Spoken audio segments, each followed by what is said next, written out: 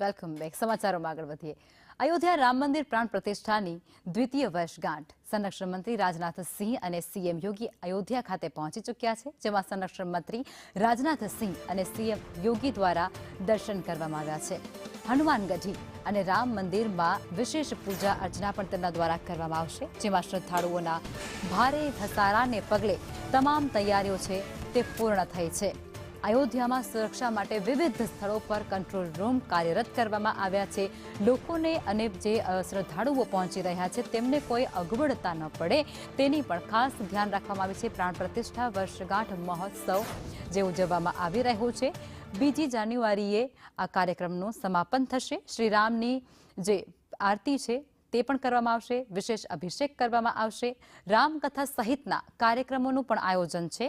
રક્ષામંત્રી રાજનાથ સિંહ ત્યાં પહોંચ્યા છે, સાથે સીએમ યોગી આદિત્યનાથ પણ તેમની સાથે ઉપસ્થિત જોવા મળી રહ્યા છે. ધામધૂમપૂર્વક 2જી વર્ષગાંઠનું આયોજન કરવામાં આવ્યું છે. અસંખ્ય દર્શનાર્થીઓ મંદિર ખાતે પહોંચી રહ્યા છે. પ્રભુ રામના ચરણોમાં શીશ નમાવી અને નવા વર્ષની શરૂઆત કરવાના ઉદ્દેશ સાથે આ તમામ ભક્તો ભગવાનના પટાંગણમાં પહોંચી રહ્યા છે.